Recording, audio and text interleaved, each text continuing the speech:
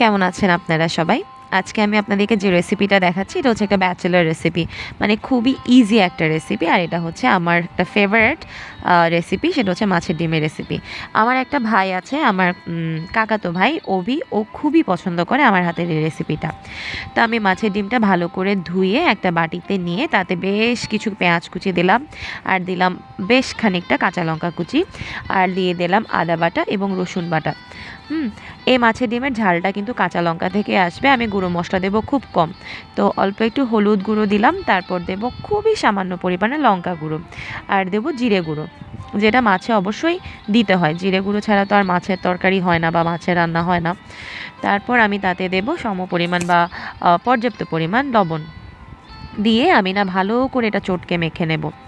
আমাদের বাঙালি ঘরে যেটা হয় কি, মাছের ডিমটা হয় ভাজি হবে বড় বড় চাকা চাকা করে, নয়তো বা আলু কাঁকরোল কুচিয়ে দিয়ে চিংড়ি শুটকি দিয়ে একটা ঝোল ঝোল রান্না হবে, যেসব ফ্যামিলিতে আসলে মেম্বার একটু বেশি থাকে তাদের জন্য।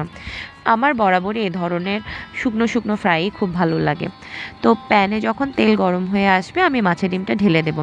চাইলে আপনারা এই ডিমটাকে না অমলেটের মতো করেও খেতে পারেন, জাস্ট এটা ছড়িয়ে দিয়ে ফ্লিপ করে দেবেন। আর ছোট আঁচে ঢাকা দিয়ে দিয়ে রান্না করলে এটা এগ অমলেটের মতো হবে, সেটাও খেতে কিন্তু দারুণ। দেখুন দেখতে কিন্তু অমলেটের মতো লাগছে যখন উল্টেছি। তো আমি কি করব, এটা অমলেটের মতো করব না, আমি এটা ঝুরি ঝুরি করে ভাজি করব। এই খাবারটাই আসলে আমার খুবই ভালো লাগে। তো এটা আমি বেশ ভালো করে সব কিছু মিশিয়ে দিয়ে তেলের সাথে ছোট আঁচে ঢাকা দিয়ে চলে যাব 5 মিনিটের জন্য। তো আমি চলে গেলাম আমার ব্যালকনিতে একটা লেবু পাতা নিতে, হ্যাঁ, কারণ লেবু পাতাটা দিলে মাছের ডিমের যে আষ্টে গন্ধ ওটা থাকে না। দেখুন তো আমার ব্যালকনিতে একটা মরিচ গাছে মরিচও চলে এসছে, তাতে ফুলও এসছে।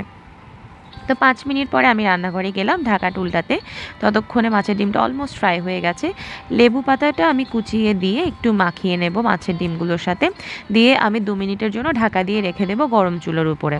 তাতে হবে কি, লেবু পাতার স্মেলটা মাছের ডিমের ভেতর ইনফিউজ হয়ে যাবে আর মাছের ডিমের আষ্টে গন্ধটা আসবে না। এটা ফাঁকিবাজি রান্না হলেও এটা কিন্তু দুর্দান্ত মজা হয়। আমার হাজব্যান্ডেরও খুব পছন্দ, আমারও খুব পছন্দ। আপনাদের কার কার এরকম রেসিপি আসলে খুব পছন্দ আমাকে অবশ্যই জানাবেন।